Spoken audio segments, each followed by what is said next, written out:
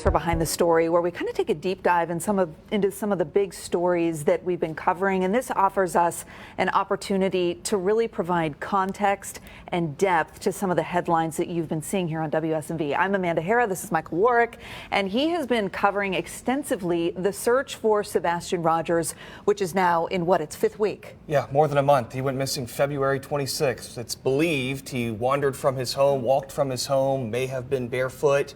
And here we are, more than a month later, no sign of the 15-year-old with autism. And Michael, I want to go back in time a little bit, because you were one of the first reporters who we sent to cover this story, and you were kind of there during one of these original news briefings, and you asked a very important question of authorities about surveillance video. This would have been day 3 or day 4 when the investigators came out and briefed us as to where we stood in the investigation, and I asked the deputy chief, you've asked for all this surveillance camera footage, all this doorbell camera footage from across Sumner County, from those specific neighborhoods where he lived.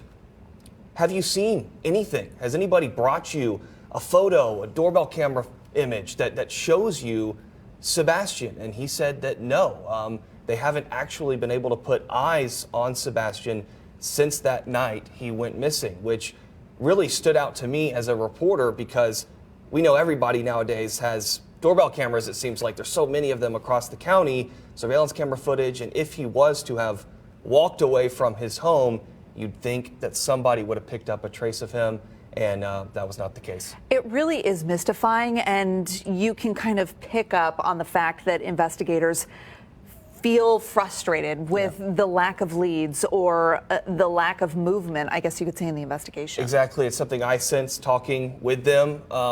They are frustrated. They've covered 2,000 square miles in just a few days since he went missing in February. They've done another search this week. They're bringing in boats. They're bringing in ATVs and search dogs. They've got boots on the ground, walking through woods, checking ponds.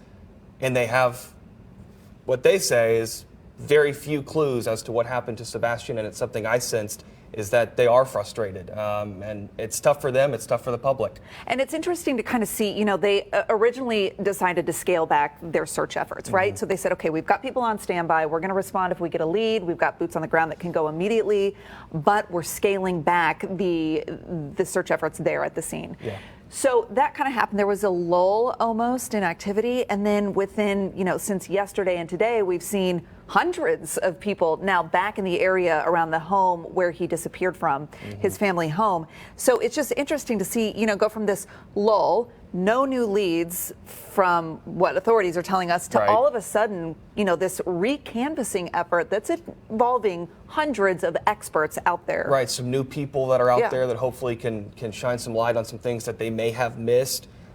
It's important to point out that in the few days after Sebastian went missing, in those original press conferences, they said that they were working under the belief that he wandered from his home, that he walked away, and that they were out searching for him, and it was just a matter of them finding him. That was the original belief. Yeah. Here we are several weeks later, and I think that has changed, because now the TBI and the investigators are saying everything is on the table. Every possibility is on the table. There's no evidence that points to foul play. There's no evidence that rules out foul play. So I think that that has kind of changed a little bit. That belief that he just walked away from his home, sure, that's a possibility, but it may not be exactly what they believe at this time. Right. So Holly Thompson had an exclusive interview with Sebastian's mother and stepfather, and they talked directly to that point and said, we don't even believe that he simply walked away based on his history. So take a listen to that. He's not a runner. He's never run away before. I don't know why. I don't know why he walked out that door. And so just kind of to clarify and give context to that, they're basically saying that this is not something that he would do normally. He wasn't the type of child that would just leave regularly. So that's why this is confusing to them. If he did indeed walk out the door, why? Yeah, and he could have. I mean, there's only a certain number of things that really could have happened. Either he walked away willingly and it's just a matter of people finding him. He may have walked away willingly and somebody took him. Somebody may have done something to him. I mean, there's only a certain number of theories at this point that could explain where Sebastian could have gone. I know that people with autism, kids with autism, some experts have come to us and say that that is something that they do. They wander.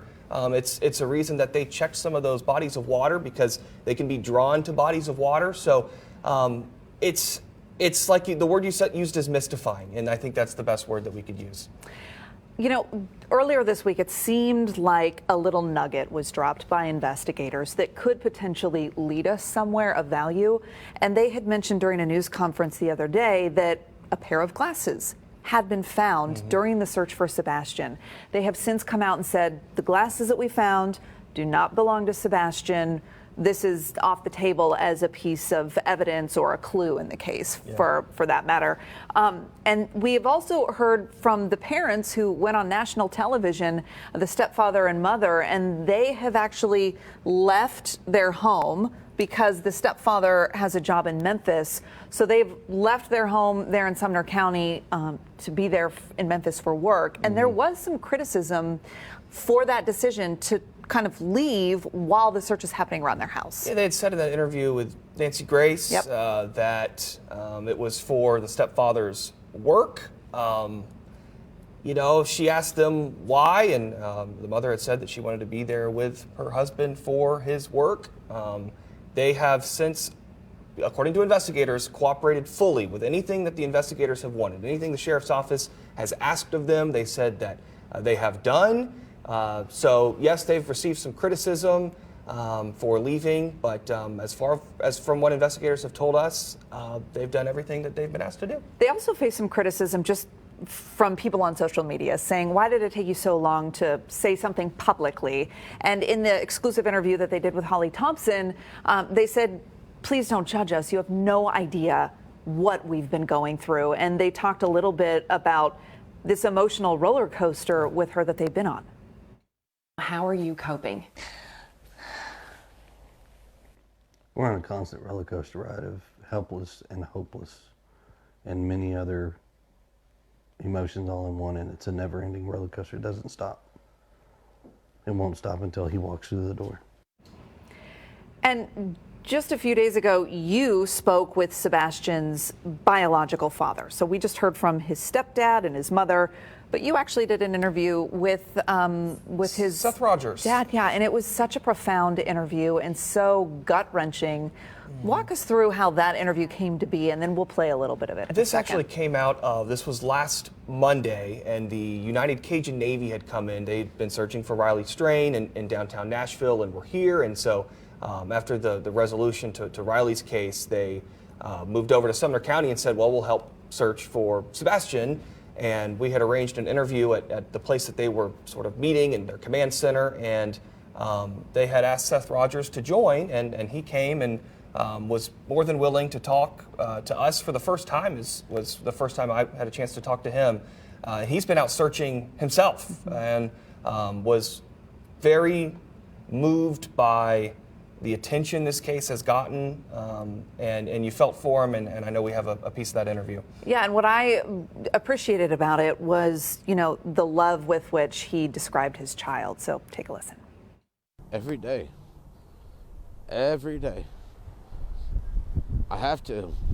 Stop looking is to give up hope. And I'm just not into that. He is my heart.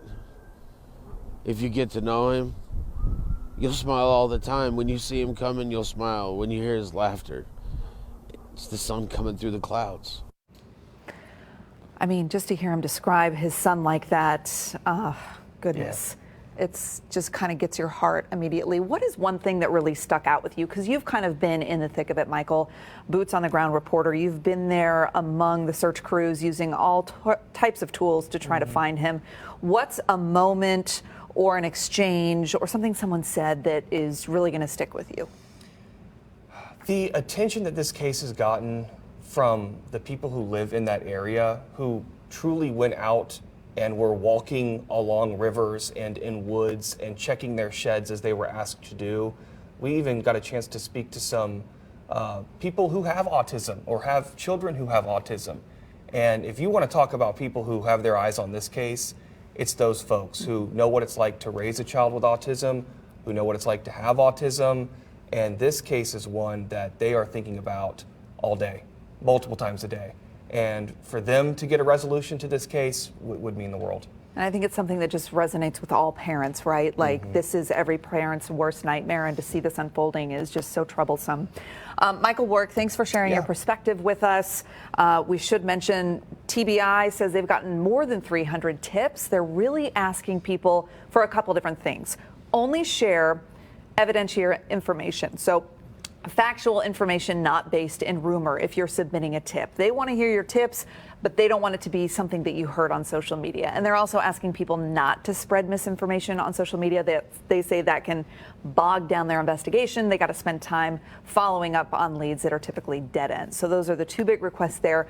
We are on top of the search that is happening today. We're going to bring you the very latest on air and in the WSMV4 News app. If you've been watching Behind the Story, we appreciate you joining us.